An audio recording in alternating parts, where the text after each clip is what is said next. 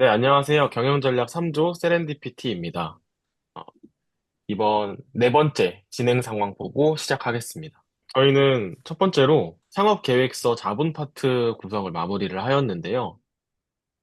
첫 번째로 자금 조달 운용 계획, 차입금 상환 계획 등에 대해서 설명을 드리겠습니다.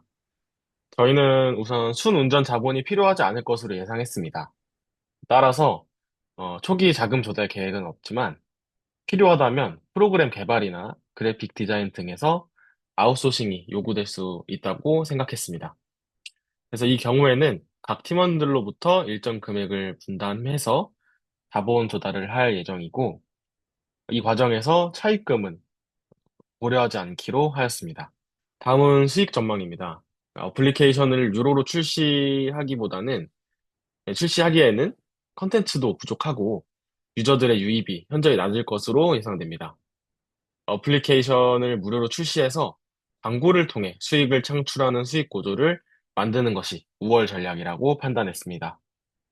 첫 번째로 몇 개의 스테이지가 끝나고 나면 광고를 띄우는 것을 생각했습니다.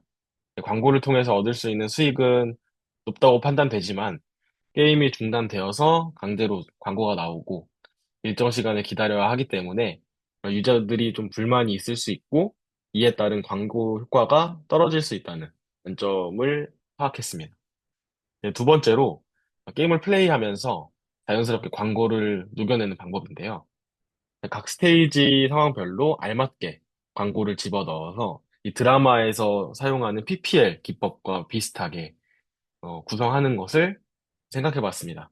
네, 이는 유저들의 반발이 좀 덜 하지만, 수익이 적고, 게임의 몰입도나 그 집중 정도가 좀 떨어질 수 있다는 부분에서 아주 단점을 찾게 되었습니다.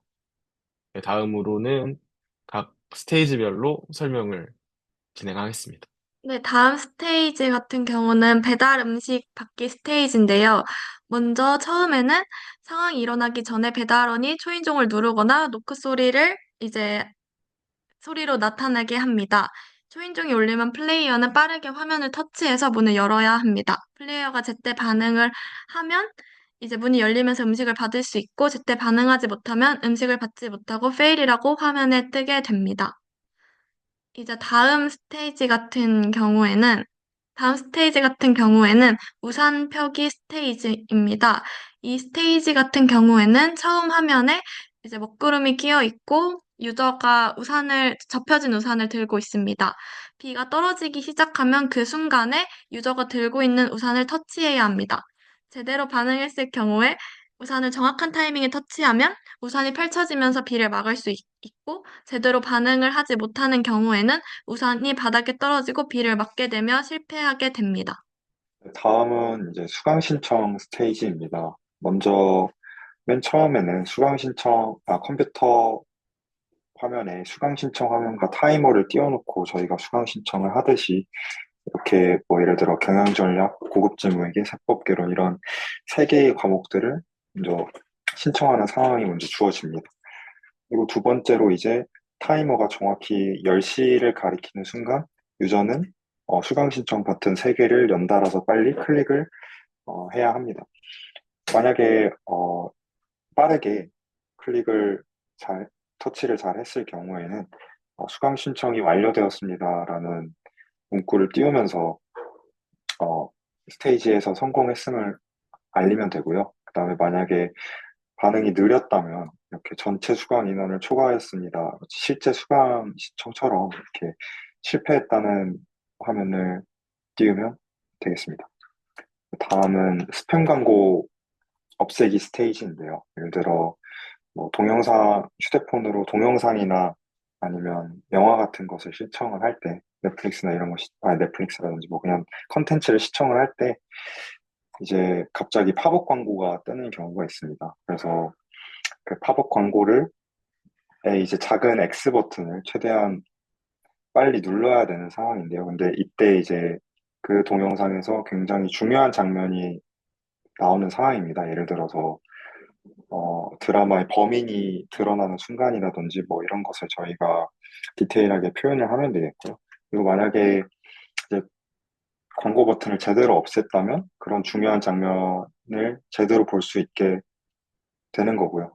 그것이 아니라면 이제 중요한 장면을 놓치게 돼서 이제 실패하게 되는 상황이 나오게 됩니다. 안녕하세요. 다음 스테이지는 지하철 자리 잡기 스테이지인데요.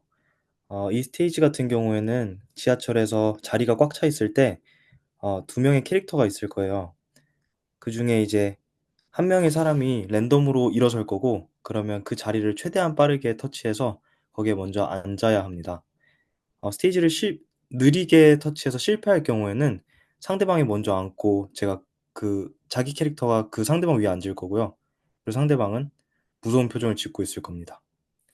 그리고 만약에 빠르게 터치해서 내가 먼저 앉았다면 약 오르는 표정으로 웃으면서 상대방을 이렇게 쳐다보면서 스테이지가 클리어될 것입니다. 다음 스테이지는 엘리베이터 빨리 닫기 스테이지인데요. 일단 1 층에서 메인 캐릭터가 엘리베이터 안에 있고요.